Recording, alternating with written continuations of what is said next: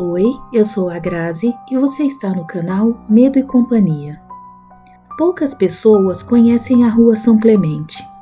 Ela se esconde num bairro antigo, dobrando uma esquina que parece deslocada no tempo. Não há grandes placas ou vitrines chamativas, apenas lojas modestas, sempre à meia luz.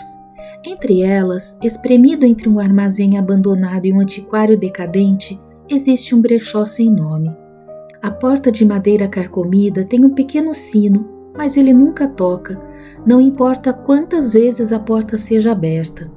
A vitrine empoeirada exibe roupas de décadas passadas, livros sem títulos e objetos que parecem deslocados do tempo, como se nunca tivessem pertencido a este mundo. Naquela tarde nublada, Isabela empurrava sua bicicleta devagar, os olhos vagando pelas fachadas envelhecidas. Ela não conhecia aquela rua.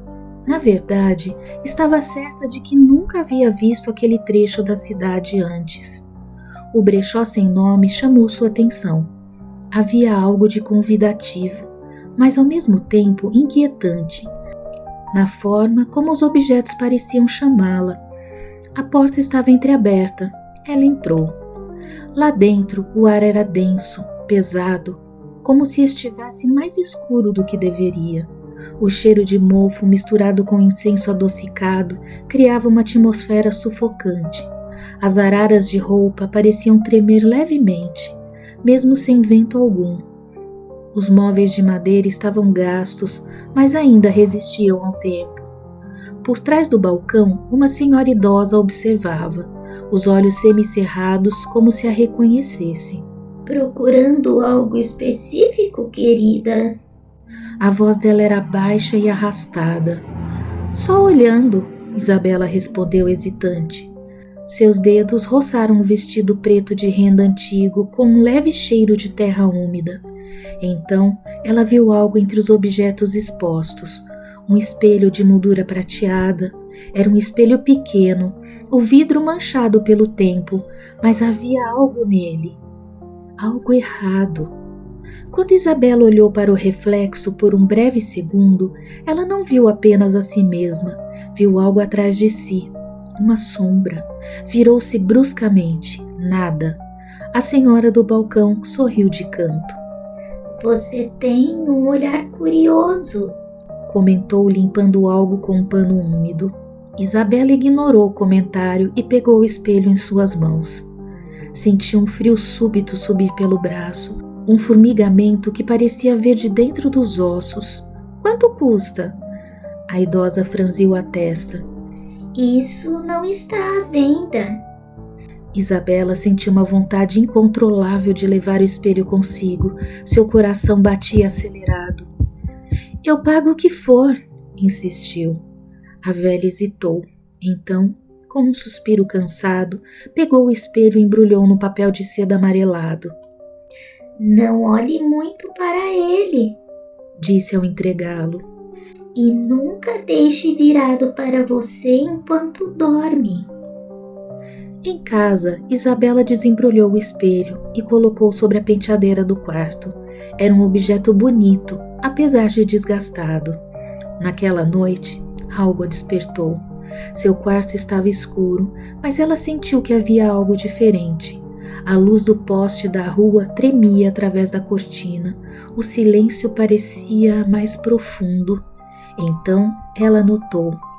O espelho não refletia o quarto como deveria. Era diferente. Mas a imagem dentro do vidro mostrava algo além do que havia ali. O reflexo da penteadeira estava errado. As sombras eram mais densas. E no fundo, ela viu novamente aquela silhueta. Uma figura magra, comprida, de olhos opacos que se mexia de forma errática. O pavor travou sua respiração.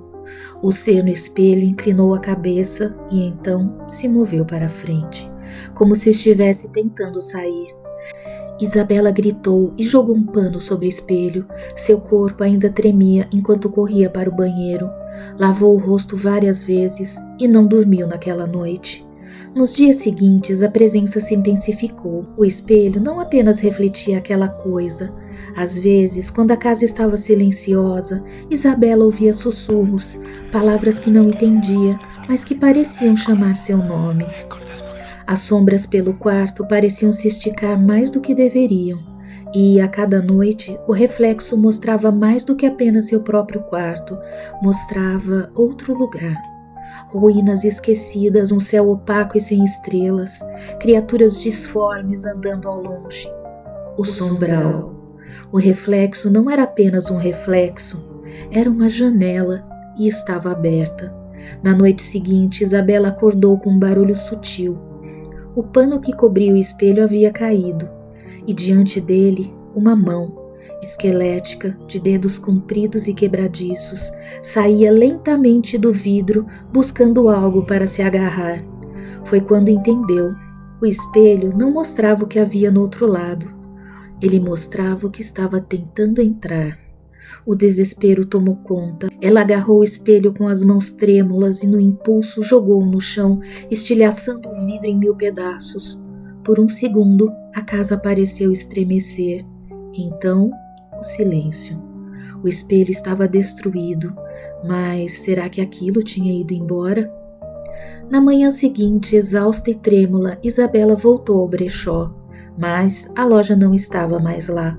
No lugar onde havia a vitrine empoeirada, agora havia uma parede de tijolos, nenhum sinal de que o brechó algum dia existira.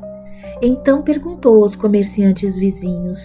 Ninguém nunca ouvira falar daquela loja, e quando voltou para casa, percebeu algo que a fez perder o fôlego.